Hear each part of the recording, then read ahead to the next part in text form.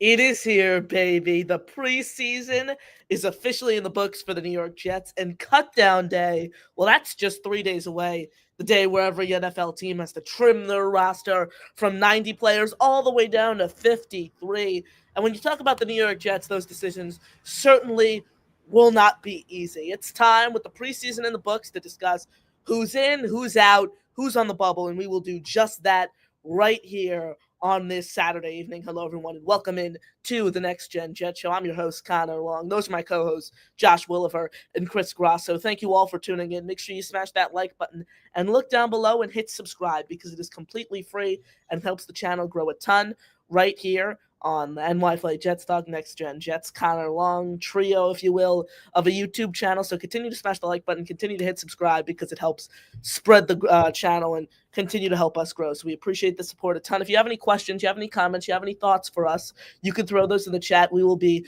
reacting to those. If you want to get up here on the screen, you want to give your takes, you could do so by calling into the show with the pinned comment at the top of the chat. The paid way to help support the show, you can get into our membership raffle, baby. Every $2 super chat or gifted membership gives you an opportunity to win a Sauce Gardner signed jersey, a Garrett Wilson signed helmet, Wayne Corbett signed jersey, CJ Mosley signed jersey, Bart Scott signed photo, Don Maynard signed photo, and the front page of the New York Daily News following the Jets' 1969 Super Bowl victory. And that coming in a frame, of course, again, every $2 super chat or gifted membership will give you an entry. Details for that on the scrolling ticker down below. We appreciate the hell out of you guys. Thank you all for joining us right here on this Saturday evening. Clock just struck midnight where I am on the other side of the pond in Italy. Saturday evening for all of you guys. A Sunday morning for me. Chris, the preseason is in the books. I stayed up till 5-ish in the morning to watch that slobber knocker of a game until the end where the team was able to gain some momentum and head down the field, make it a tight one. Ultimately, they fall short, though. However, Chris, the biggest storyline right now for us and what we're going to be talking about here on the show is cut down day in the roster bubble decisions. So happy to get into that. Yes, it's going to be fun. Ultimately, a lot of big takeaways from the game that can impact who's going to make the team, who's not going to. So it's going to be fun to break it down with you guys.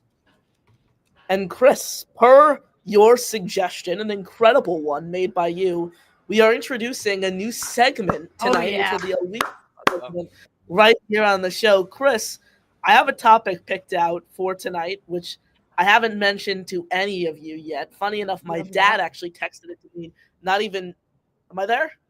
Yep. Yeah, we got you. Oh, perfect. I thought one of you questioned me. I didn't know if I was glitching out. My dad actually sent this to me, not knowing that we were doing a segment regarding the whole NFL, and it will be put to good use tonight. So I am not telling you guys what that topic is until we reach the end of the show. It's going to be a very fun topic that I'm sure is going to spark a ton of debate.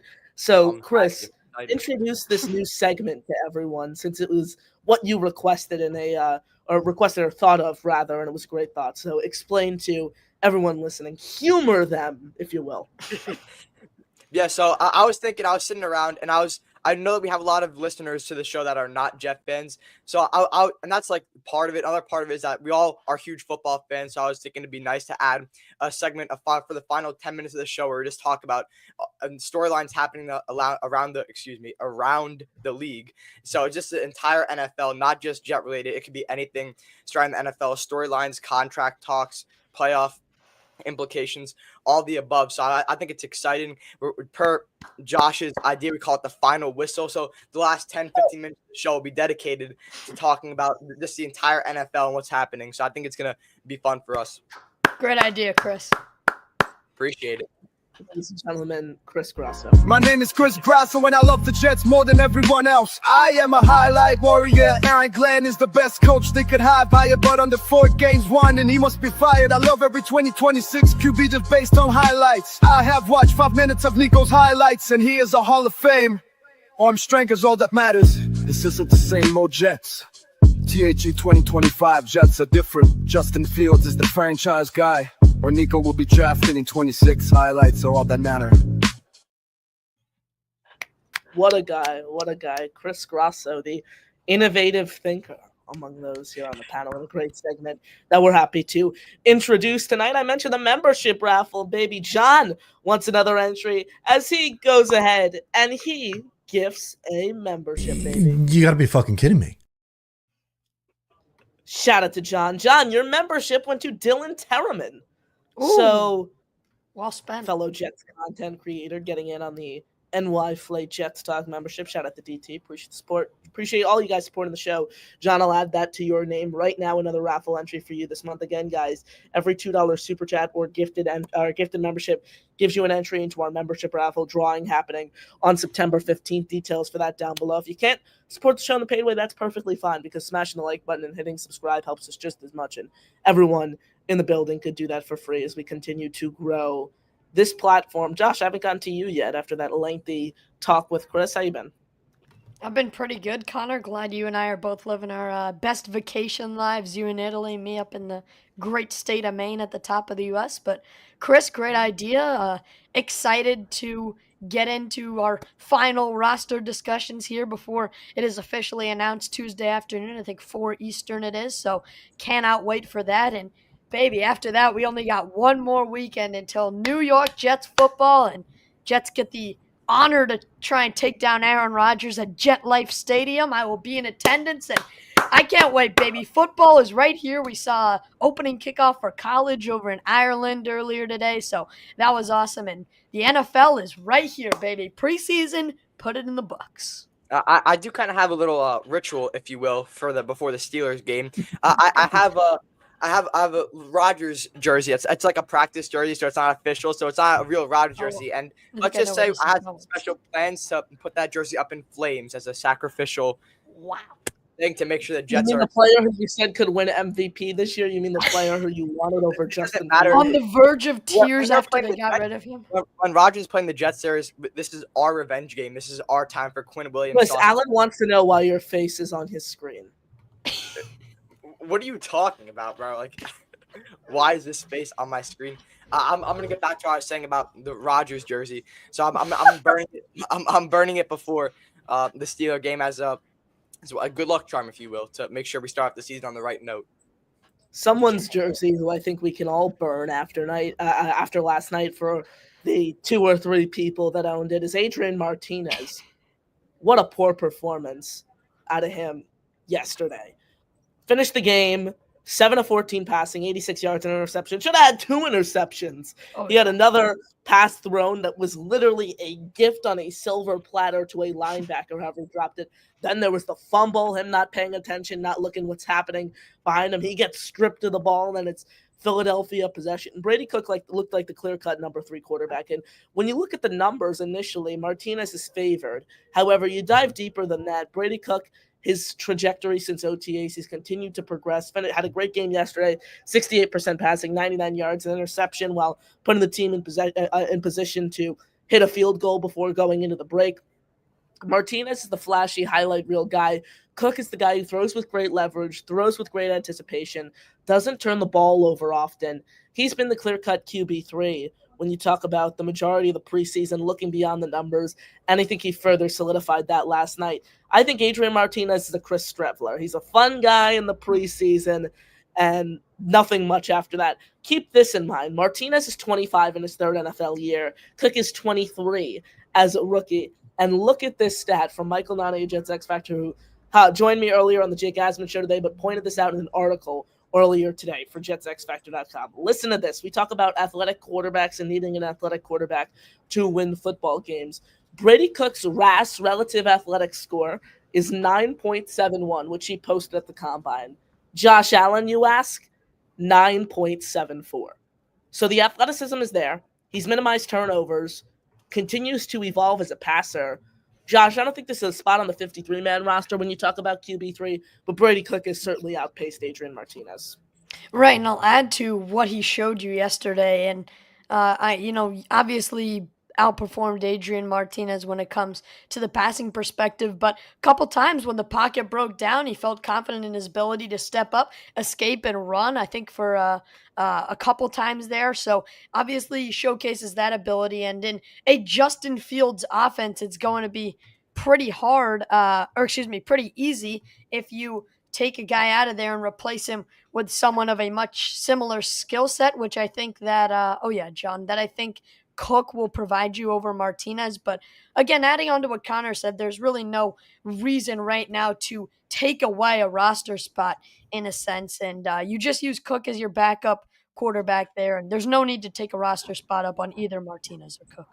Also, you can elevate him on game day. The emergency quarterback rule, while it only applies to quarterbacks on the 53, you get 3 game day elevations when you talk about having a player on a practice squad. So you could do that with Cook, kind of toogle with that there while not having to use an initial 53-man roster spot on him. Chris, your dad, Greg, who is watching the show, shout out to you, Greg, a big Adrian Martinez fan.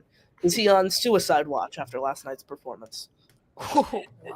Adrian Martinez did not have a good game. He turned into Mahomes in the last 10 so minutes of the game. Unfortunately, couldn't get it done there.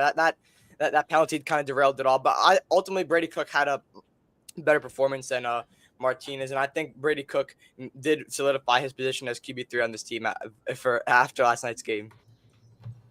Well, Chris, Alan followed up that comment asking why your face is on the screen by saying, when that jersey is put in flames, could that dope be in it? That is too far, bro. Saying this about a kid on a screen, like that's crazy, bro. That's actually just crazy. Alan picking right up from where he left off last week. I laugh at it because I get it all the time. I'm used to it. Yo, Holmes, it's just funny, Rob, that pointy head old dude from Glenhead as well. Like, yeah, you're used to it. This pointy head from Glenhead. I mean, same thing. Whoa. Repeat that again, Chris. I didn't catch that. This virgin from Texas, this pointy head from Long Island, same thing. Interesting comment. I'm intrigued to see how Alan fires back at that there. I want to move over to the running back position. I thought entering last night's game, Kanaina Nwangu showed enough on special teams to earn a roster spot. And if he wasn't a lock in the Jets' eyes entering last night, he only solidified that. Gave you offensive juice, averaging 4.8 yards per carry, 6 carries, 29 yards. Thing that catches my eye the most offensively, he gets his pad level low. He has great vision. 2 very key traits when you're looking for running backs at the end of the roster fighting for reps. And I've been super, super pleased and promised with what I've seen from Nwangu in that facet. Plus, we didn't see him return any kicks yesterday, so that only further solidifies to me that he's a roster lock, Josh. Yeah, I wasn't a huge Nwangu fan, and I think you guys both know this coming in to the first couple preseason games. Well, because I thought that he played a role on this Jets team that could be filled by a couple other guys who can do what he does plus. But I think Nwangu, you're right, Connor, has played his way into this roster, especially last night. He played extremely well, and he was a great running back last night, but also he showed you all 3 games throughout the preseason why he can be a plus on special teams. He's been a big gunner. He forced the fumble on McCole Hardman just a week ago. That was 2 weeks ago against Green Bay. But overall, he's played extremely well on special teams. Well, no, that was Jamarcus. That was Hardman muffed it. That was Jamarcus Weston who fell on it. You're talking about the punt.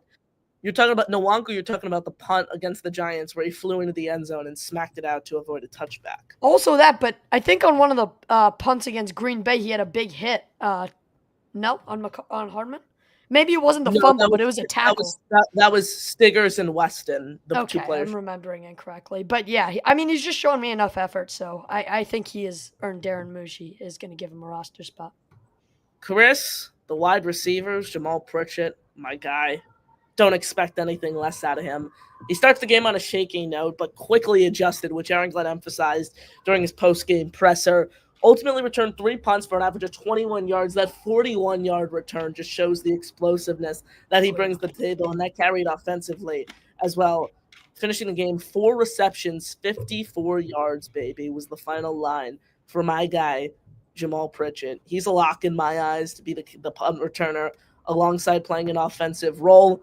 But Brandon Smith, he's the player I want to talk about because yesterday he continued to show why he literally can't do anything more to prove why he's on the 53-man roster. 10 catches, 113 yards throughout the preseason. Finished the team first in receptions, came in second in yards and targets as well. So a huge game out of Brandon Smith. I've been trying to push the can down the road when it comes to Brandon Smith and him making a push for the 53 just because I'd rather take a gamble on the upside of Quentin Skinner, who had another great game yesterday. But you can't not put Brandon Smith on the roster after this performance, Chris, because if you don't, it just shows he had no chance coming out on the gate because he's worked his tail off in practice, something that Aaron Glenn has emphasized, along with the fact that he's making plays and he's making impact throughout the preseason.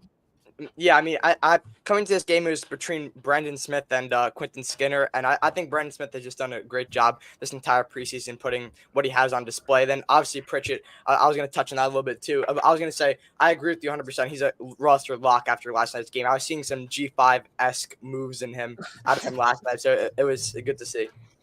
Was that Pritchett who put 2 Eagles defenders in the spin cycle and they ran into each other? Like a Russell Westbrook step back in the 2012 NBA Finals, if you will. Absolutely. I kid you not. That was disgusting. If you guys remember this, this highlight, because during class, what I do is I watch like past Jet highlights when I'm bored. So if you remember Panthers, you dabble in the Panthers. I'm surprised you haven't tethered through all of them. Almost. So it was the Garrett Wilson. It was his first. You're watching like 8-yard screen passes. Those are the highlights that you have left. It was Garrett Wilson's rookie season versus the Ravens. He hit that exact same step back move in the game versus the Ravens where Lamar did the plane celebration on 9/11. You guys remember that? Yes, I remember that game. Yep, it was that game. Oh, DJ Reed with the. I remember that. DJ Reed Garrett Wilson had moved the exact same step back. Pritchett just did, so that was cool to see. Yeah, like right by the sideline. Yeah, I do remember that. Fascinating. I think a lot what the Jets do with the wide receiver room depends on the health of Allen Lazard. Xavier Gibson, less notably, I think he starts on short-term IR on the Jets. Give it time there, but Allen Lazard, we didn't see him yesterday. He's dealing with a shoulder injury. Brandon Smith, Allen Lazard, similar skill sets. The NFL teams nowadays are able to keep 2 players on short-term IR without losing them on the waiver wire, just putting them on the 53 right away on short-term IR. I think a lot of what the Jets do is going to depend on the health of Allen Lazard and how they kind of handle that situation. It's so interesting because the Jets seem to like Lazard by all accounts. You talk about blocking, but I'm taking Quentin Skinner. I'm taking Brandon Smith before I take Allen Lazard 7 days out of the week, Josh. Yeah, I think this is tough to me because a wide receiver room that you looked at coming into camp with just about no depth behind Garrett Wilson has turned into a saucer of 3 rookies coming into the building, all undrafted. There's still no wide receiver too. That's the biggest besides emphasis. Brandon Smith. What'd you say? There's still no wide receiver too. That's the biggest emphasis and the biggest concern. Like we talk about right, depth but piece. You don't have a number 2 pass catcher. I completely agree, and I think Mason Taylor steps up into that role. But my point being that I think originally a lot of these guys were brought into camp on prove it, just to prove to Aaron Glenn that they could give you that and more. And I think all 3 of those or 2 rookies and Brandon Smith have given you that. So this is going to be a very tough roster construction. You're right. We'll see what they do with Lazard, whether he goes on IR or not, and that frees up another roster spot for you. But if Gibson isn't on IR, then he's not making the team. So all depending on Lazard is sort of the pivot here. But to me, Skinner and Pritchett have definitely played their way into roster spots at this point. I don't know about Skinner because you can't keep Smith and Skinner entering the year. Right. 7 on the 50. I mean, Skinner had that awesome catch last week, so I'm kind of I You might still be hooked on that. You want a big body guy in Brandon Smith. I mean, that's kind of what the consensus is. You want somebody. Skinner is big body. Skinner's 6'5", 195 pounds. Skinner's extremely athletic and he's big. Yeah, can fly around, can climb the ladder, get contested catches. I think Skinner's certainly in conversation. If I had to put a bet down right now, I don't think he makes the team, but certainly in conversation. You think he clears waivers if they try and bring him back for a practice squad? Absolutely. Quentin Skinner clears waivers. Someone who I think is off the team no matter what is Jeremy Ruckert. 2 catches, 8 yards, too little, too late. I know we've been talking about him as a roster lock for a long time now because of the depth. Darnell Washington, a candidate from the Pittsburgh Steelers, former 3rd-round pick, spoke about him a ton these past few days. Go get him. Anyone's an upgrade over Jeremy Ruckert, frankly, at this juncture. I think you can make a case that Zach Kuntz is a better blocker than Ruckert. There is no spot for him on this football team, Chris. Yeah, I mean, the depth is so thin, but you mentioned there's people who are available that we can go grab that'd be much better than having Ruckert. I don't will have any interest in having a record on this team. I don't want to see him on the team. I don't want to see him make 53. Under no circumstances should he ever be making this team. Yeah, he's been a disaster. He's been a disaster this season and previous seasons before. He's had the drop issues throughout camp, and that hasn't seemed to resolve itself. So and this is not a draft pick that this coaching staff and front office made. So it's a completely fresh start in terms of that. So they have no allegiance to Ruckert. They have no reason to, have any interest in sticking with him. This was a Joe Douglas special right here. So Ruckert does not make this team for me at all. And I think Stone Smart ends up climbing the ladder to be tight end 2. Someone who surprisingly has been placed on the roster bubble is Leonard Taylor III. This team was so thin at defensive tackle till earlier in the week. They acquire Harrison Phillips. They acquire Juwan Briggs. And you look at the locks on the defensive line for this team. It's Quinn Williams. It's Juwan Briggs. It's Harrison Phillips. J2 Fele appears to be a lock. Byron Cowart is looking like he's a roster lock. You got 4 locks right there. It's Peyton Page, who had a sack yesterday. It's Leonard Taylor III. It's Derek Nottie. Those 3 guys competed for the final job. I mean, we saw Leonard Taylor III competing in the fourth quarter of the final preseason game yesterday. If I had to put money on it, he's on this 53-man roster, but I think it's going to be a lot closer than people think, Chris. Yeah, I mean, Leonard Taylor III is a perfect type of guy to come in and play whenever Quinn Williams is not on the field. And I think, I've mentioned this a bunch of times. He's first guy in, last guy out of practice every morning. And I think he's just a guy who's shown so much throughout this preseason, shown through so much through our camp that Aaron Glenn really doesn't have a choice but to honor what he's done. And I think ultimately he makes the team. And I think as surprising as it is, I think even though this regime were the ones to bring him in, Derek Nottie finds himself on the outside looking in. You mentioned Page, who had a sack yesterday and has played well all throughout the preseason, disruptions in the backfield. I agree that J2 Fele, just with his monster week 1 performance, is on this roster. And if I had to put money on it, I would probably also put Leonard Taylor to make it alongside him. But Peyton Page could be a sneaky name that you look for. But it's unfortunate that Nottie didn't work out here, but I do not see him making this roster. I think we lost Connor. I mean, I'm not sure if you can immediately count out Nandi. I know he's but old. He's been. What has he done this preseason? But why did they bring him in?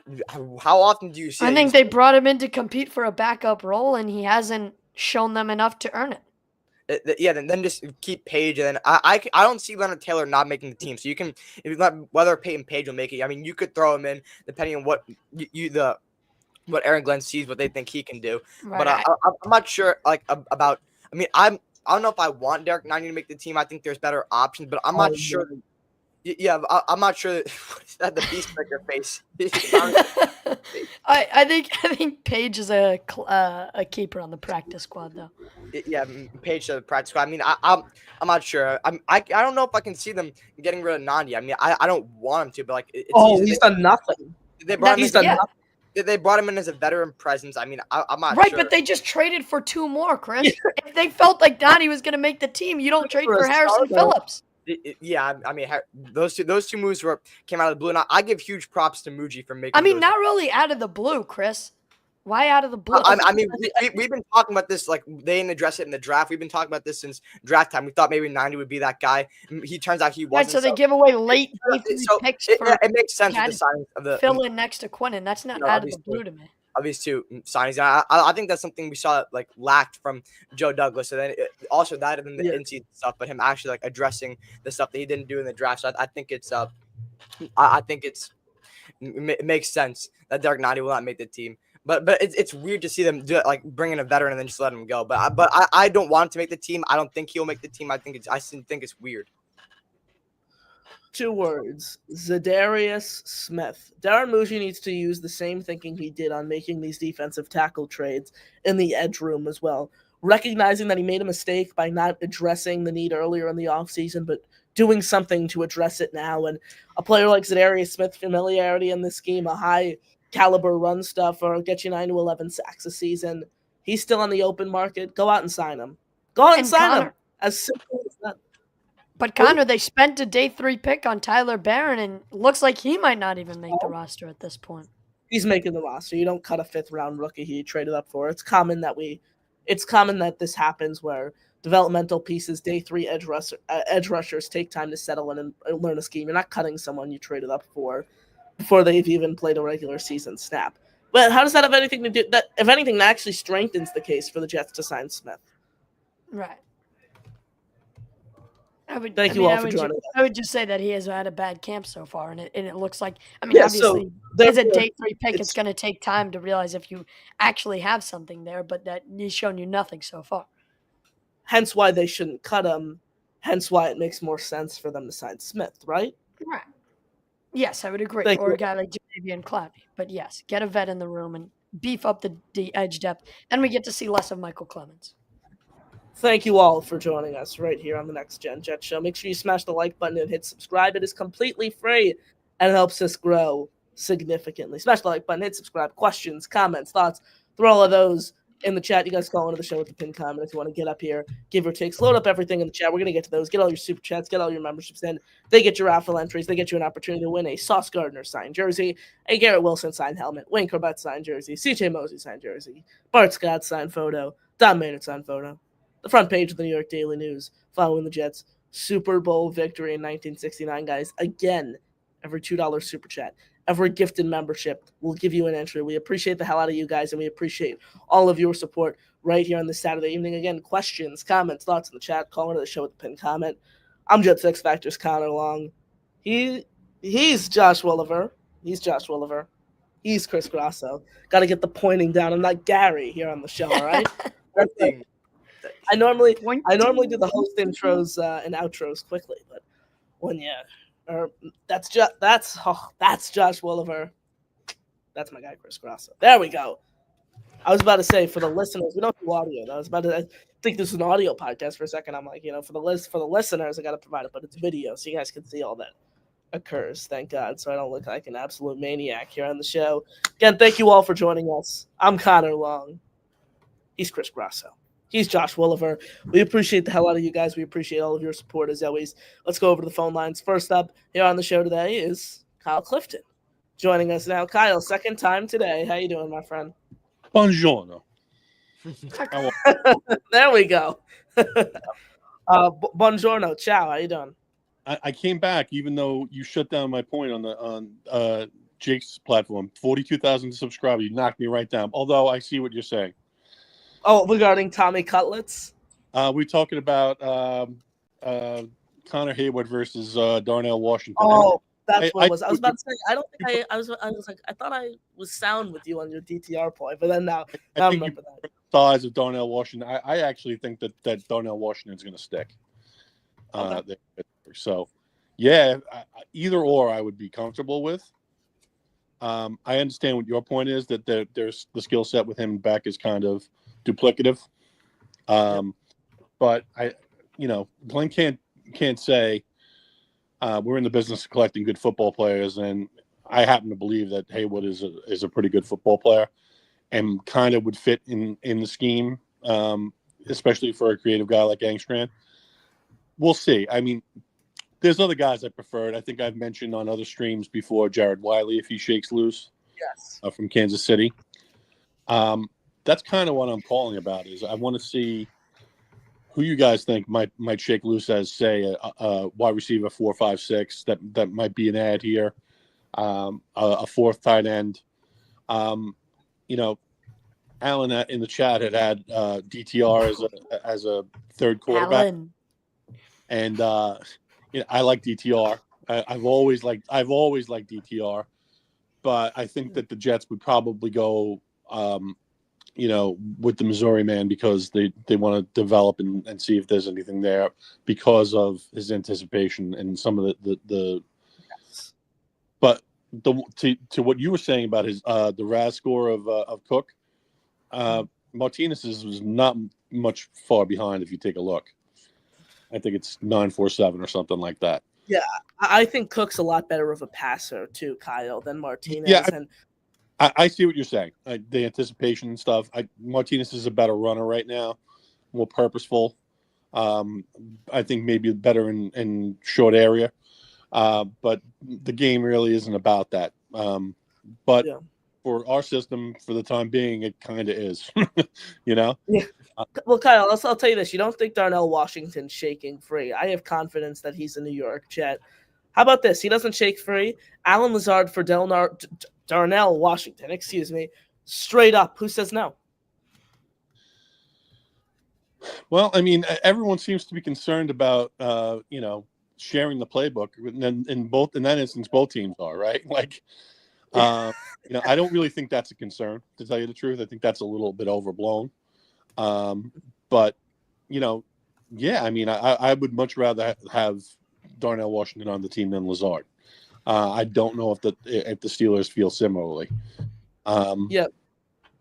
That's so. I guess my question is to you, to Josh, to Chris, who might be the offensive skill player to add to the back of our rooms that might be of use, that might come free on cut down day, and I'll sit and I'll listen. I appreciate it, guys. Thank you Thanks, for the Kyle. call, Kyle. We appreciate you tuning in. We appreciate the support. As always, my guy, you talk about wide receivers, that's Tim Patrick. You look at a player like Isaac Tesla, the late round draft pick from the Detroit Lions. This past year, he's beginning to develop. He's hitting his stride throughout training camp. Tim Patrick, someone heavily linked to the Jets this offseason. Obviously, familiarity with Engstrand's system, so it wouldn't take him a while to adapt to the scheme. Has the connection with Muji from Denver as well. Tim Patrick, I think, is the budget guy, can get you 400 yards if you need him. He's not a wide receiver 1. He's not a wide receiver 2. He's not a wide receiver 3. He's in the 4 through 6 range. But you talk about wide receivers, Kyle. I don't think you could put anyone atop the list other than Tim Patrick, Josh. I mean, yeah, Tim Patrick is a reliable option. Obviously, been in Aaron Glenn's scheme. I'll throw in a name, our white guy, Alec Pierce. I mean, he's interesting. Oh my God! I put out a tweet about this the other day. He'd be via trade though, Chris. He'd be via trade. I don't mean to cut you off. Yeah. I would if Darren Mushi traded for him and gave up a 3rd round pick, it would probably round pick. That's a little high. A 3rd round pick for someone who's 24 years old and averaged 27 yards. Yeah, no, we're not 3rd round pick. No, thank you. No, let me finish my thought. I think that would be the stupidest thing that Darren Mushi could possibly. That's ridiculous. That's his value. They're not going to trade him unless they get a 3rd round pick or higher. Trading for Alec Pierce would be very, very, very stupid for this team. He's a duplicate of what you hope Arian Smith could be. Giving up a day 2 pick for him is not the move. So I have no interest in Alec Pierce whatsoever. No. Yeah, I mean, what I was assuming, I was not assuming that we'd have to trade a 3rd round pick. Like I'd give maybe a 5th at most for him. I'm not giving anything below that. No. They would never move on from a guy like Pierce for a 5th round pick who averaged 25 yards or whatever it was a reception last year with like 8 touchdowns. They would never do that. Yeah, I mean, now that they deemed Daniel Jones the starter over Richardson, their season is basically already over. I mean, we're going to see AR come in. But I guess we can say that for the final portion of the show. But I'm an AR lover, as you guys know. Connor. You love the quarterbacks who are big, who are muscular, who can't complete 50% of their passes. Just strong arm. Boys, I feel like we failed to mention probably a Jet who played probably the best yesterday. How about Malachi Moore with an awesome interception? Yeah, that's and a couple big tackles. He played really well. Over the shoulder INT. Oh, huge hit in special teams. That was great. It's preseason, but good to see rookies flying around. That's what I'll say. I still don't think he's starting, but the 5th round pick segue had me. No, he'll be starting by week 10, but not to open the year. That's like Will Howard with the Steelers. Like, no, definitely not starting to open the season. But then you talk about you get to the week 9 through week 11 range, and you have the utmost confidence that he's going to be the signal caller there right away in Pittsburgh. If Will Howard has a season like Drake May did, I will get a Will Howard jersey. I have no problem admitting that. Same with Kyle McCord. Aaron Rodgers is going to do wonders for Will Howard. Whether you like Aaron Rodgers or not, he's going to lead him. And Will Howard will be the franchise quarterback for the Steelers, but partly his own talent and partly because of what Aaron Rodgers is going to do for him. And he's not going to start by the end of the season. Next year is his year for the Pittsburgh Steelers. And then maybe when they actually. Kyle McCord, actually finish your thought, Chris. I didn't mean to cut you off. I appreciate it. So I was going to say, Will Howard is probably the guy in the future, but until the end of the season, I mean, this is Rodgers' team, the Steelers. Now, I mean, this is his final year. This is his whatever you want to call it, his retirement. The Steelers are His last hurrah. Yeah, one last hurrah. Thank you. That's what I was looking for. And so it's Will Howard's team after that. But ultimately, I think Rodgers is gonna Connor drugged it. Indeed. Indy is a big Rodgers hater as well. It's okay. We can take our anger Rodgers out. realist, I think, would be the proper term. Rodgers. You call me a Rodgers hater all the time, and I always say, name me one thing I've said about Aaron Rodgers that is factually. I told you this yesterday. We were messaging about this during the game, and you're distracting me from the game. But it's okay. but I said, it was keeping Connor up. I paid $18. I paid $18 to watch a freaking preseason game at 2 a.m. for the Jets, who haven't won more than 7 games in over a decade. And what I was doing is I had the laptop right here, and I was just texting Chris Grasso on my iPhone as I watched Kyle McCord. Did you go to the fourth quarter? Because you just shut off at a certain point with no. No, I made it to like. You just went radio silence, and Chris and I. No, I made it till. I made it till the end of the game, but the thing is, I was watching on my phone then because I was laying down in bed and I was just like. Wait, Connor, can you pull up Indy's latest comment? Commissions, Chris, or did those get revoked? No, those expired, so I gotta grab those back eventually. But those also expired. I'll add you after the show. Yeah, appreciate it. But yeah, how about ask Jordan Love?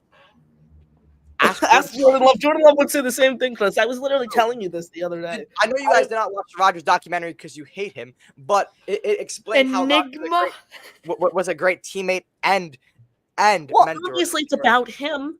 It's about him, so they're gonna emphasize. Like, he showed footage of him being a good mentor and teammate. It's like politics. Chris, is one Jets drive your source for Jets news? That's the equivalent of that. That's like if you watch one Jets drive, you see a receiver make a good catch and say he's gonna make the roster. Because I saw it on one Jets drive where they only post the highlights, best of the best, and they don't actually show you the whole. So if anything, there would be more behind the scenes stuff with Rodgers helping Love than actually on camera. So that doesn't make sense.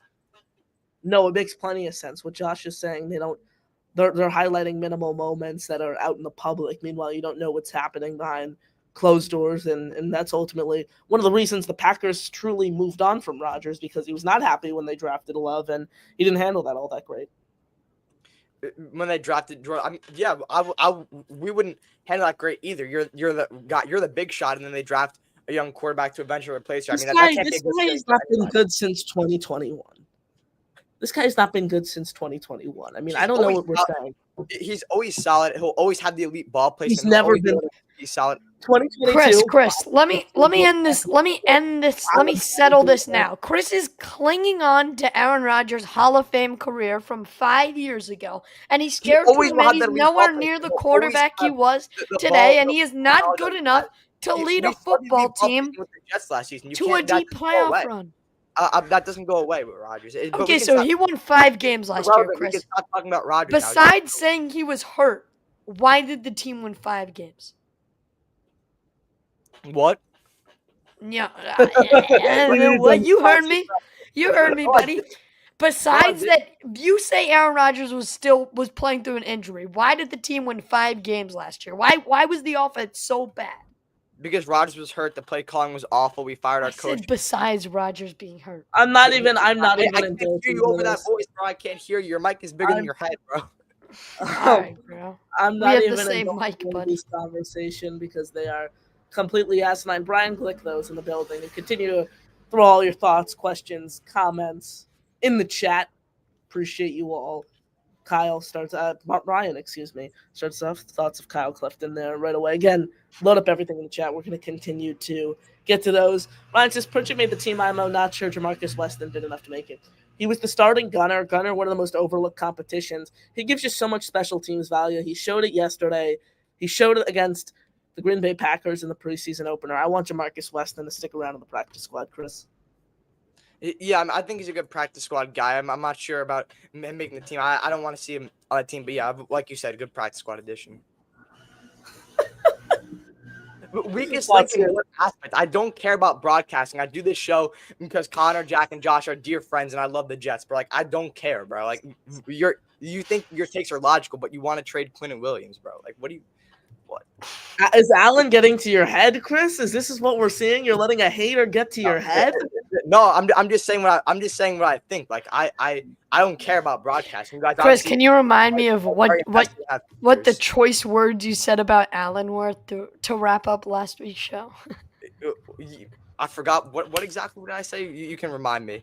I also forgot. That's Tell all I'm gonna say. your wife's Tell you- boyfriend that I said Oh, hello. that one. By One the of way, the Jake many. asked me, Chris, I don't know if I told you, but I made sure to fire that clip, texted immediately to Jake, and he was a fan of that the verbiage that you decided to use there. Yeah, Lowski has a message Appreciate for that. Allen on Jake's show. Oh, for sure. Alan says, can't believe Josh's voice matches his face. Love this spunk. Like I don't Alan's know a what fucking spunk, weirdo. What is bro. What do you spunk? mean? I love his spunk. Like, bro, just spunk meaning. Let's see. I've had to do a courage, spirit, and determination. Love it, Allen. Love it, baby. Let's go. determination. Double doink says, Chris is a dog. Don't let the haters get to you. We all love AJ. We love AG. 100. We all love AG. Except Eddie for says, Connor, like because Chris, Josh McCann would have been the host. I like Chris takes on things. We all have opinions. Appreciated Italian Eddie Ralph. Okay, There we the go. opposition I think behind your thoughts- Chris is Chris, I rallying think your against thoughts on- Allen. I didn't get your thoughts on Weston there because we were interrupted, but thoughts there. You saying that, Chris? throwing that to Josh? I gave my thoughts. Oh, sorry, Josh. That's what I Yeah. meant. But I told you the Wi-Fi here is an disaster. I agree with the first part of that comment that Pritchett is solidified himself as a lock on this team. Weston, probably a practice squatter, a roster bubble guy for sure, but I don't think he's done enough to solidify himself a roster spot, and I don't think he gives you enough value, as I've been talking about all preseason. You want to fill your roles with value here. I don't think he gives you enough to truly bring to you the life of giving you enough to make yourself a roster spot. Certainly. I think he's a practice squad guy. I don't think this team carries a whole lot of linebackers because, frankly, I don't think enough guys have proven at the linebacker position why they are worthy of a roster spot. I'm Connor Long. He's Chris Grasso. He's Josh Woolever. We're all here right with you guys on the Next Gen Jet Show. Make sure you smash the like button and hit subscribe. It is completely free and it helps us grow significantly. Keep loading up all of your questions, your comments, your thoughts in the chat. You can call into the show with the pinned comment. Let's keep it going with the calls. I believe we have 2 first-time callers on hold, so we'll fire those guys. 2 first-time callers, too. Beast, thoughts on that? Well, there's a lot of improvements that need to be made. Thank you. Appreciate it. I wasn't asking for your thoughts on the game. I was asking for your thought on the fact that we have 2 first-time callers backstage who are going Let's to run head it. over to. First up is D. Risen, who joins the show. D. Risen, how are you? Hey, what's going on, fellas, man? I was just calling in to let you guys know you keep up the good work. I seen Connor Long on I seen you on I think it was Just Media podcast. I think it was, if it wasn't that, it was somebody else's Jets podcast.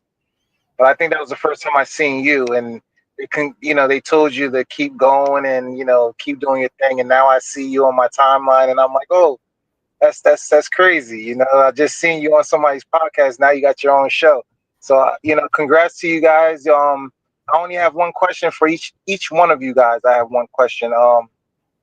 Actually 2, if you guys don't mind. The first question is, what made you guys want to start doing Jets Media or just podcasting? So I'll answer that first, and then we'll kind of go around the round table here. My whole thought process, Steve, is, and it was at the end of 2023. 2022 was the first year where I was like, that's when I knew the whole roster. That's when I was really getting into the weeds, would be the term that a fan would use here. So that's when I really started getting into the weeds. 2022 was fun for me. Then 2023, we got to the end of the year. When I first started this, I remember my first episode of this podcast came on Christmas Day of 2023, following the Jets-Commanders game. And I had been calling into Jake's show, Matt O'Leary's show, Jets Talk 24/7, who it's so crazy. They're like colleagues to me now. I talk to them all the time. We do work together, which is super, super cool. So that's when I started doing that. My whole thought process, though, was I feel like I have a good understanding of this team. I talk about this team every single day, even before I start the podcast. It's like I want to be able to create a platform where I could just dump out my thoughts on this team. And I didn't expect it to grow this quickly. I didn't expect it to grow to this magnitude already. So it's been super great to do that. And then I started writing for Jets X Factor about 14 months ago. It was. I write about 4 articles a day there, which is always fun. I get my workout in a written aspect. So it started for me just wanting to find a net, even if I had 2 views on a video, even if I had no views on a video, just finding somewhere for me to dump my thoughts out to.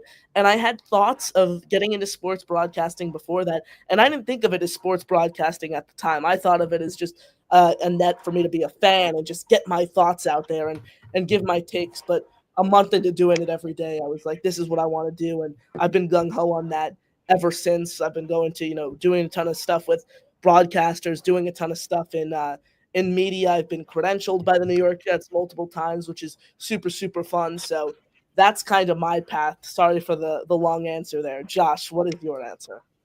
My answer is 2 summers ago, in the summer of 23, and appreciate you calling in, D. Appreciate the kind words there. Summer of 23, my parents signed me up to go to sports broadcasting camp, which Connor knows all too well. Him and I are annuals at this point in our lives, going every summer around the country. They do a ton of great stuff there. So I've met a couple of my closest friends there, including Jack, who's on the panel almost every other week. Unfortunately, he wasn't able to hear this Once time, every of 4 course. weeks. Every other time. Never here at this point. Yeah. But so I got signed up for sports broadcasting camp, which was a week-long thing in New Jersey. And as soon as I left, I said, okay, that was the most fun I'd ever had in my life. And how can I start doing this, year round and not just limit this exclusively to a couple weeks in the summer. So I've been going back there every single summer to sharpen my tool set, meet a ton of great guests, get practice doing play-by-play, stand-ups, journalism, podcasting. So they really cover they do the everything in the kitchen sink there at sports broadcasting. So they're the best. So that's what really got me into this. And then I went home, I got a podcasting set with this mic, my first ever mic, as a bar mitzvah present from my aunt. So I've been doing that ever since. Connor and I have a Nets podcast, which we do outside of here. It's called the Brooklyn Boys. So hit that up, D. Shameless plug there. But this is the best. Chris, Connor, Jackson, my closest friend. So I love hopping on the panel every single week to talk Jets. And Jets are my favorite football team. I know way too much about them to not have a platform to be able to speak out about them, and it's just a joy to my life to be able to watch sports and talk about it. A joy in your life to be a Jet fan. Never thought I'd hear that be said. D. Verson, I appreciate the nice words. I'm really the truth of the matter is I don't do this for the broadcasting. I do this for the company. 3 of my closest friends here, Connor, Josh, and Jack. And I do it just to get my thoughts and feelings out as a Jet fan. I really couldn't care less about the broadcasting part of it. Just being on the panel with you boys talking Jets. That's what I'm here for. That's cool, man. I really am enjoying the fact that you guys are so young doing this. And I'm from New Jersey, so I'm aware about the broadcasting school that they have. I'm also a Jet fan. I'm also a Brooklyn Nets fan. I'm also a Mets fan. So yeah, man, I'm gonna definitely support you guys and what you guys are doing right now. And just remember, as long as you guys are having fun doing it, that's all that matters. My second question for you guys before I let you guys go is that as for the Jets football team right now, what is each one of you guys' biggest expectations that you guys are looking for in this season, this up and coming season with this roster? Or since we don't have the starters yet, I think the starters will be named on Wednesday or maybe Thursday. But since we don't have those starters yet, I don't expect you guys to really give me a full breakdown on that. But just for, what you guys think so far from the preseason of what's going on right now, what you guys think that will be the biggest expectation for the Jets? And D, again, I appreciate the call. I'm going to drop you off the screen here quickly, but definitely stick around and listen because we're going to answer that question. Appreciate you calling in. My friend Josh, I'll give it to you first there. What do you got? All right, well, I'm going to talk about this season as in a broader aspect, looking at it from not just what I think the starting roster is going to look like, but more of a week 1 to week 18 sort of thing. And look, this is something I could talk about for probably an hour, but I'll keep it short and concise. This is an experimental edition, an introduction to Aaron Glenn. The roster completely turned over. You look up and down this team, and probably the offensive line is where you have the most keep, but other than that, there has been a ton of changes both all along the front office, the coaching staff, the roster, whether that's starters, whether that's guys that are going to be coming into the rotation. So to me, this is a Jets team that I'm looking for to gel all together. Obviously, that's going to take a little bit, but I trust in Aaron Glenn. I was very high on him since the hire, basically, and I think he's done a great job throughout camp. I'm really excited for this Jets team because you look at this team, and while this isn't a team that's Super Bowl bound that we thought the last 2 off seasons, but this is a team that's more, not so much the fireworks and the big time touchdowns, but a team that can excite you and ground and pound other teams to hell. And I'm really excited for this Jets team. I think there's going to be a lot of faces that we see for the long term. So an experimental addition for the coaching staff, a new run at quarterback, which is always exciting. We get to see what we truly have there. And overall, I'm not going to get way too low on this team if the season doesn't turn out as us and every other Jet fan hopes and would like. But overall, just excited because this could go so many different ways. So I am here for the ride no matter which way it goes. Chris? I mean, it's a trial year at quarterback. Justin Fields is a bridge guy with tons of rushing upside, tons of juice in him. So, I mean, what I'm really looking for this year is I'm looking for the discipline, less penalties. I'm looking for how the team goes out and just performs our week. I'm looking for the mindset that we play with. I mean, this is all things that Aaron Glenn is advertised to instill into our team, into our culture. So I'm really the main objective of this season is to look better as a group of football players, as a group of men playing for each other, playing gritty football, playing tough, no penalties, making sure you're playing disciplined, and that's about it. And this is a trial year quarterback. I said this already, but if Justin Fields doesn't work out and the team sucks, all right, you're just drafting your franchise quarterback next year. So that's the mindset to be had. And I think the Jets are in a pretty good position right now. Maybe not for the short term, but we're set up nicely in the long term. I have to say defensively, this team hired a defensive-minded head coach in Aaron Glenn. They have a very experienced defensive coordinator in Steve Wilkes. You're bugging there, Connor. Yeah, Connor bugging out a little bit. Chris, I liked what you said, but everything you said is straight from the song. You piped it in. Justin Fields is the franchise guy, or we will draft Nico in 26, baby.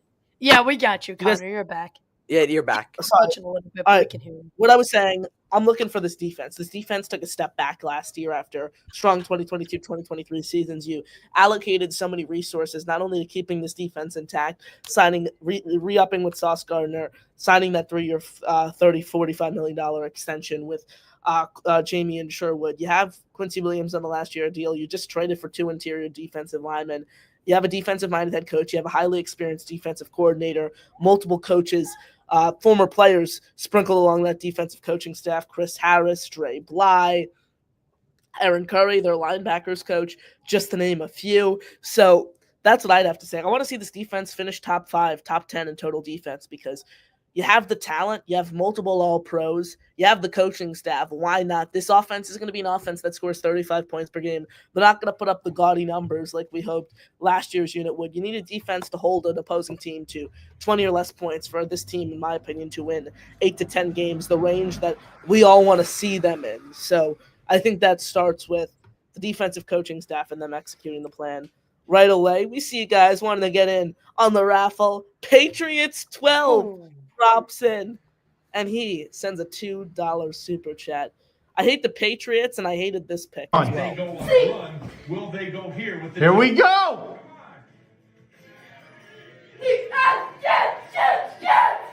With the 11th pick in the 2020 NFL Draft, the New York Jets select Mekhi Becton. No! I've never seen that. That was a legendary debut. Chris, could you send me the Will McDonald clip so we can play that as well? Yes. Yeah, the Will McDonald clip is bad, bro. That's not even like that was like a little bit ago. Yours when you were a little kid. I was like 7. Oh my We god. need Patriots back on the playoffs. NFL, not the same. No, we don't. You got to be fucking kidding me. So greedy, Patriots 12. Come on. Suffer through a I little bit. appreciate the super chat, and you will get in the raffle, Patriots 12, but respectively, absolutely not.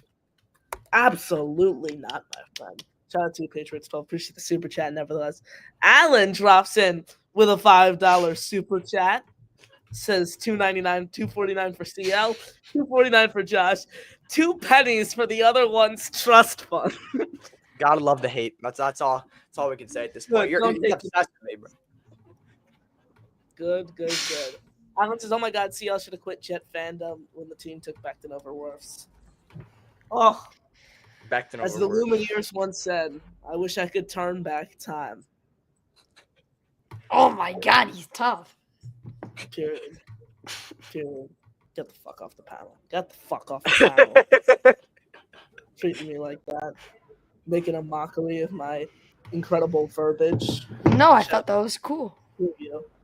Screw you. Screw you. You got to be fucking kidding me. The crash out. That's what Matt O'Leary would say. Crash out. Let's see. We'll get to a few more points. You guys have so much to get into in the chat. So sorry we can't get to it all because it's 1 a.m. where I am right now. We'll get to a couple more though before we wrap up the show. We appreciate you all. Continue to smash the like button. Continue to hit subscribe if you enjoy the content. We appreciate it. We're continuing to grow this platform. We greatly and dearly appreciate all of your support right here on the show. 1,968 subscribers, folks. 32 away from 2,000. Hit that like button and keep hitting subscribe. The Reluctant Earthling says, whatever happened to Irv Charles? I thought it was a big deal on special teams, but my memory sucks. He's still nursing a torn ACL injury from the end of last year. He's not going to be ready towards the end of the season, if at all. So your memory serves just fine, Reluctant Earthling, because he hasn't been on the practice field. Yeah, he's been hurt. That injury was a huge setback for him. Yeah, huge loss. The Jets' star special teamer the past couple years. Well, ladies and gentlemen, we're almost an hour in, which means it's time. The segment pounding off the top of the dome from Chris Grasso. The name, the final whistle. I hope I'm getting that right. Probably should have done more preparation. Yeah, that's right.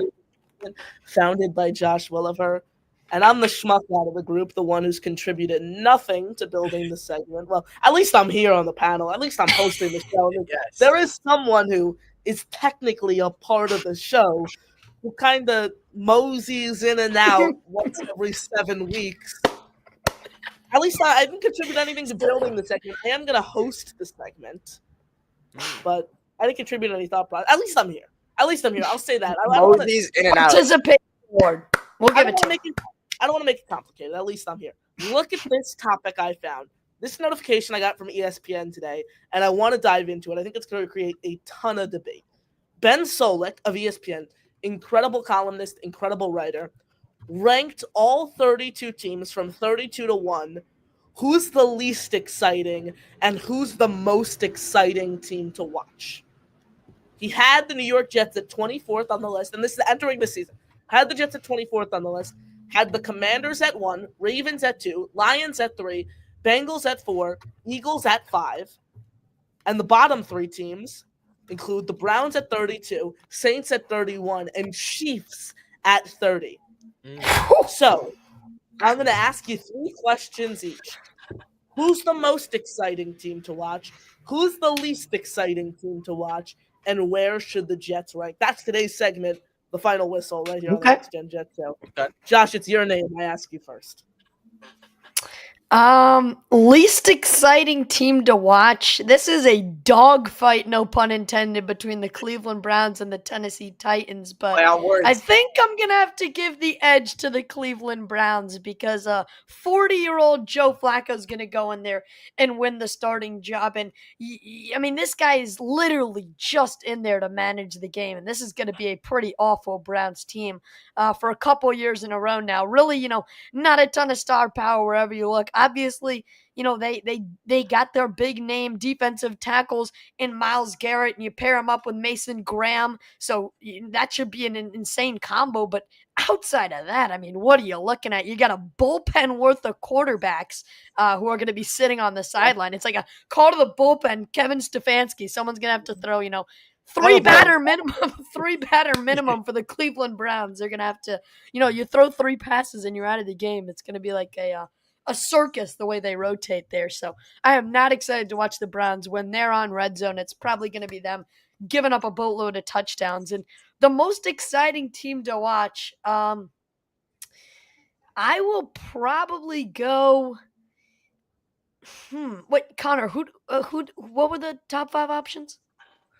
No, you could pick any team. Like, heck, you could pick the Browns to be the most exciting team. But I'm saying the top 5 teams that Solak had from 1 to 5 were the Washington Commanders, Baltimore Ravens, Detroit Lions, Cincinnati Bengals, Philadelphia Eagles. I'll go with Lamar Action Jackson because I just think the way that him and Derrick Henry can run that dual backfield is going to be great for a second year in a row. Let's hope that their receivers can actually catch the ball when it comes to the playoffs, and maybe they can win something in the AFC like they haven't been able to do. Chase Coburn, but let's see if the Ravens can actually do anything when it comes to the playoffs. But they're a team with a ton of fireworks all around the field. They should be really fun to watch. And what was the third question? Where do the Jets rank? I think near the bottom because this isn't going to be a very boring offense. Don't expect Justin Fields to come in and to Justin Fields to be a good. This is not going to be a team that puts up fireworks. This is going to be. How you doing? Peace, was that an associate who just entered? And I'm also getting how about anybody hungry for a little action? No, I'm not hungry. Who was that? That's why I went to you. Associates, please. Now get back to that topic, because last night I'm sitting here watching this match, and I'm sitting there with the ravioli in my hand. I'm going. Interesting. Thank you. I appreciate your intel there. You said the Jets in the 20s? Yeah, near the bottom, probably high 20s, more like 27, 28-ish, because it's just going to be Braylon Allen up the middle, and I think the defense brings you some sort of funness, but unless they're forcing a ton of turnovers, it's probably just going to be pretty basic football and old school football at that. Fun. I will hop in on this. The team that should be dead last on this list, I'm almost in unison with what Josh had to say. The team that should be dead last on this list are the Cleveland Browns. Look, the first 11 games will be boring when Joe Flacco starts, but when you get Shedeur in there, at least he's somewhat exciting. This isn't a team with any offensive weapons when you think about it. Quinshon Judkins committing crimes, Myles Garrett committing crimes. I mean, and what is the defense behind Myles Garrett? Yeah, they got Isaiah Bond, Myles Garrett. You have Denzel Ward. After that, there are no exciting pieces. This defense isn't very well-rounded. There are no pass catchers that catch my eye. You're starting a quarterback who's a statue. You're starting a quarterback who he's frozen. Got this beautiful view of Connor on the screen right now. He's staring at us. Am I there? Wow. No, now you're back. You're back. You're fuzzy, but we got you. This Wi-Fi has been pitiful throughout this. The Italian Wi-Fi. Got interrupted by the pizza sauce. And I'm paying like $11 a day for it too, so it's not pretty God either. But it has the Browns. You have a quarterback you have a statue in Joe Flacco, who we know what he is at this point of his career. He's not exciting. He's not going to make any plays for you. He's a low-end backup quarterback in my eyes. Where he sits right now, that's not exciting at all. Where I think the Jets should rank, I think the Jets should rank a lot higher than people have them. I think they're in that 15 to 18 range. And I'm not saying they're going to be a top 15, 18 team in the league. What I'm saying is they have exciting pieces. Justin Fields, whether he's throwing interceptions or whether he's a top 5 quarterback in the league, he's going to be exciting because of the skill set that he brings to the table, the athletic attributes that he brings that you're able to use. The run game, you have home run hitters like Breece Hall. You have the power in Braylon Allen. You have the explosiveness and route running ability in Garrett Wilson. You have your interior pass rusher on Quinn Williams. You have someone coming off the edge in Will McDonald who's destined for another 10-plus sack season. You have someone who finished top 3 in the league in tackles in Jamie Sherwood at the linebacker position. And you have, in my opinion, the second best cornerback in all of football in Sauce Gardner. I think this team is riddled with upside and talent from top to bottom. I think it is, how is this team going to put the pieces together? That's something this organization hasn't been able to do for 3 years now. Now it's time for this team to do that. So, again, I'm not saying they're going to be in the 15th. I'm not 15th. I'm saying We lost him again. I think that's where they could rank in. Chris, what's your list? So what I'll say about I'll get into my most exciting, least exciting after, but what I'll say about what he said about the Jets is I think there's a better chance of this team being a top 15 to 18 team than being that range in excitement. So I don't think the star power on the Jets necessarily correlates to the style of play that they're going to be. And I think that'll take away some of the excitement. I mean, in this league, the excitement is viewed, at least from my perspective, viewed from deep passing, deep shots, getting a bunch of picks and sacks. And our defense can certainly be that with the turnovers, but our offense is more ground and pound, which I think puts it right us in the 24, mid-20s, low 20s range. I kind of agree with that ranking in that sense. West Coast style. Yeah, West Coast offense. I do believe the Jets have a bunch of star power. And don't get me wrong, I love our team, and not our depth, but I love the team. But I'm not sure that's going to necessarily correlate into the style of play that I would deem exciting. Now, for my most exciting team in the league, I didn't finish. My Wi-Fi crapped out there, Chris. Don't get ahead of me here. Subtopic is going last, so I'll just throw that out there as an idea, as a little. You saved the best for the last. That was done purposely. You saved the best for the last. I appreciate it. What No, else? that was not because he's making it up to you. He just wants to go What first. else? What else could I say? The most exciting team in the NFL this year will be the Philadelphia Eagles. And I'm not saying that because they won the Super Bowl. I think Baltimore Ravens will be up there, but nobody has a defense like the Philadelphia Eagles from top to bottom, where they're not riddled with the huge names, but they're able to find diamonds in the rough and turn them into flashy players. Zach Bond, someone on his last life in the NFL, was turned into an all-pro last year. I think it's about that. No one has a stronger front five in the league than Philadelphia. That might not be the average fan's definition of fun, but I like watching guys win in the trenches. That's what Philadelphia brings to you. They also bring you the best passing attack in the league, clear cut whatsoever. You also have the best running back in the league. When you talk about offensive firepower, it doesn't get more explosive than Philadelphia. And I'm the football fan who Chris mentioned he likes the highlight. Funny enough, he watches highlights. He likes the highlight reel, the deep shots, the plays. I like watching guys get mauled in the trenches. I think that's what football is all about. And you also get the flashiness. You don't get the flashiness of the Baltimore Ravens with the Philadelphia Eagles, but you get the winning ability, the fact that this team can go into any environment and win a football game no matter what. And you also get the passing attack with the Philadelphia Eagles and a running back like none other in Saquon Barkley. Philadelphia, Chris. So I love watching people getting mauled in the trenches. Don't get me wrong, but personally, I love the Jaden Daniels deep ball. That is what I like. I watched that primetime game versus the Bengals, Commanders versus Bengals last season. That is the definition of excitement. I mean, with the Eagles, I don't think they could be number one and most exciting because the way their team is built, they're built to blow teams out of the water. Like the Eagles should easily be back in the NFC Championship. That's exciting. I like watching teams dominate. But exciting is like close games, like down to the wire. The Eagles. That's why I put this topic. Everyone has such a different definition of exciting. Sure, we have different definitions, so that's why I think it's going to be intriguing to get all the different takes out there. That's why I think it gets to be higher than you think. That's why, I think that's what makes the topic so intriguing and why I picked it. 100%. That's great on you, and I think the best. The most exciting team, I'm riding with the Bengals. I mean, I think this is a common answer. Their defense is like so subpar that they'll be in. Every game will be close and it'll be a shootout because you have to deal with Burrow and Chase and then your defense letting up 1 million points. So they're always going to be in like close shootout games. So and for the least exciting team, I probably think the Saints because even though you do have like a rookie quarterback, maybe starting like it's Tyler Shuck, baby. Tyler Shuck. As much as like the code for Tyler Shuck, I like that we have among it. It's a little inside joke. As much as I love the code we have, Tyler Shuck is not an exciting rookie quarterback to go out and go watch. So I think Tyler Shuck is not an exciting talent. You heard it from Chris Grasso. It'll be exciting. It'll be exciting when you get Arch Manning, the first overall pick in the 2026 NFL Draft. So that's where I'm at. Sorry, what'd you say? I said the Saints will be exciting once you get Arch Manning with the first overall pick of the 2026. That'd be drafting No, a quarterback that's 3 years in a row. That's sad. They're going to get Garrett Nussmeier because their offensive coordinator, Nussmeier, is Garrett's dad. Oh wow! So- So they're gonna roll with Nussmeier, and then leave Arch Manning for somebody else, the next Manning in line. So that's gonna be interesting. I know Connor likes to stray away from the general public's opinion. I know you like to build that reputation with that polarizing take, but Arch Manning, don't disrespect Arch Manning. Wait, but since the Colts are going to be so bad with Daniel Jones, they're going to get the Manning. They're going to get the Manning bloodline. No, in the Colts. don't give up on Anthony Richardson.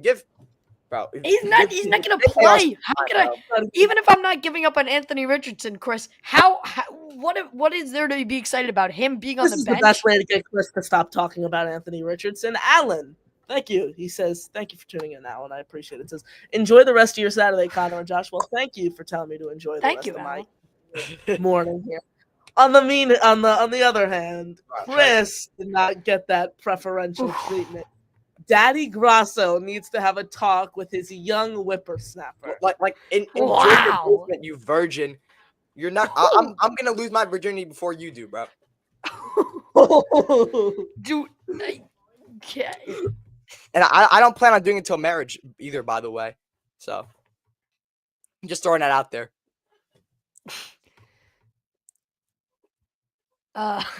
Connor, you wanna? God, you wanna? My Wi-Fi is a joke. I missed you for like 40 seconds. I asked you to elaborate if you had any interest in completing that task. What? I wanted you to elaborate on the thought that you mentioned of you losing something not cut out before Alan. Beast in the private. Alan sits when he pees, according to Beast in the private chat. So that sums up all of our thoughts. Beast, What? Here comes my up. Wi-Fi Here comes is right hook. absolutely What's you terrible. talk about I'm Alan, sorry Beast? for anyone who wants to do this. Hey, Jake has been said it several Oh my times. God, I might have to join on my Alan sits phone. when he pees. Beast, can we get an impression of Garrett Wilson's Beast? touchdown against the Bills? Wow, we're gonna have to do it. Well, we're gonna do it with the right touch, the Midas touch. You ready, gentlemen? On the line position. 3, on the front line. Chris, how much would I have to pay you to go in the bed for Beast to jump on you? What, bro? There's no amount of money that you could pay me, bro. No amount of money. 71. 71. Get ready. It's just a hospital trip, Chris. That's at least 20 broken bones in my rib cage. Chris, you'd be dead. Chris would be dead. Josh, you're skinnier than me, bro. You'd be like, that's No, an I ER would be trip dead. instantly. I would be dead. It's an ER trip instantly for you, bro. What if I have the ambulance ready, Chris? I have the ambulance on standby. Does that change your answer? No, wait. Immediately to the hospital. Ambulance on standby, immediately to the hospital, urgent care. You can get me to do it for just. Can you guys see me? We got you. Oh no, it's a little echoey. It's still glitchy, but we can hear you. Yeah, we got you. Now it's Connor's turn with the tech issues this week. Uh-oh. Dun, dun, dun. Let me get Connor's signal ready. Connor, do you hear me? Hello?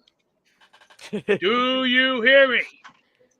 Beast, you're such a good tech IT person. I know, I'm trying to get his signal in. Do you hear me? That does not get his signal in, Beast. He's in Italy. Can you hear me loud and clear? Beast. Connor, can you hear me loud and clear? Beast, he can't hear you. Do your IT work.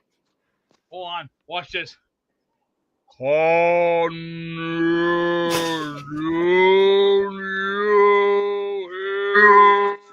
This is crazy. This stream can't end, Chris, Oh my because God. our Stream permissions got revoked. So. What am I missing?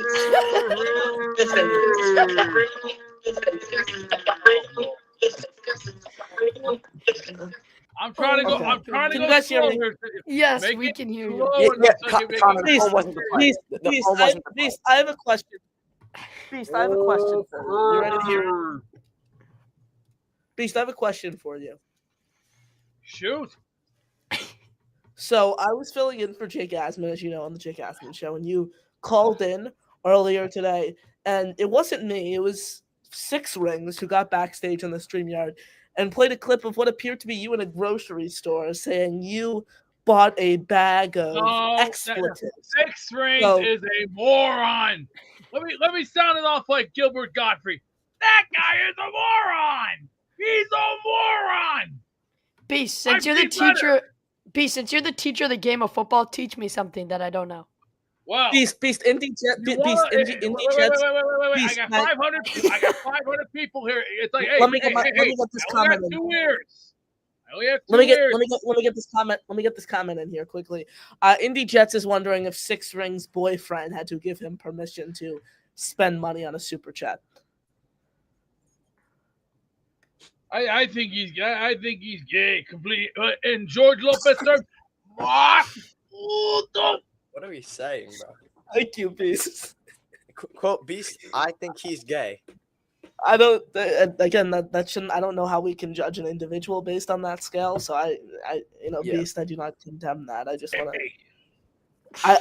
Beast. I don't condemn those words. I just want to say that. Yeah, well, true. Facts are facts. Thank you, Beast. We appreciate it. Well, that's one hell of a way to end the show. Thank you all for joining us right here on the Next Gen Jet. Smash the like button, hit subscribe. Let's get a live subscriber count, 1,968 still. So hit subscribe, keep hitting the like button, keep growing the platform. We appreciate the hell out of you guys. Josh, Chris, you got any final thoughts before we wrap up said programming? I think it was a great way to debut the final whistle, if you will, of the segment. And yeah, great show. Josh? Appreciate you guys. Great idea on the segment, Chris. Great execution. Connor, glide your Wi-Fi. Let's see what the chat thinks. Connor or Chris last week? Who had Me. the better performance in terms of tech issues? Chris, you're getting flamed there, but glad Jack was able to join us in spirit. I know he is. He would have had some great things to tell us about the second quarter. I'm Geeky. What? Is that a spot name with the big black whips with the yof? Oh my god. That is Jack talking to his cat. Jack is a crazy cat person, bro. I'm Geeky. What? Is that a spot name with the big black whips with the yof? Wow. Beast, thoughts on that? It's so What bad. happened? Thoughts on that clip from Jack Cotter talking to one of his felines, and I would like to hear everyone else's thoughts in the chat. No. I'm Geeky. What? Is that a spot name with the big black whips with the yof? No comment. No comment. I think I'd rather play basketball right now on my Xbox. The NBA Live 2000. Beast, one more time. I'm Geeky. What? Is that a spot name with the big black whips with the yof? Is that SpongeBob SquarePants? I got to look at a realistic approach here. Thank you, Beast. We Wow. appreciate the intel there. Josh. Great show, though, boys. Great show. Ladies and gentlemen, we appreciate the hell out of you guys. We appreciate all of you. For Chris Brown. For Josh Woolever, I'm your host, Connor Long. And good night, everyone, right here on the Next Gen Jet Show. Hope everyone enjoys the second one for the weekend tomorrow. Enjoy the evening, everyone, and as always, stay GS. Jets. Right here on the Next Gen Jet Show. Peace out.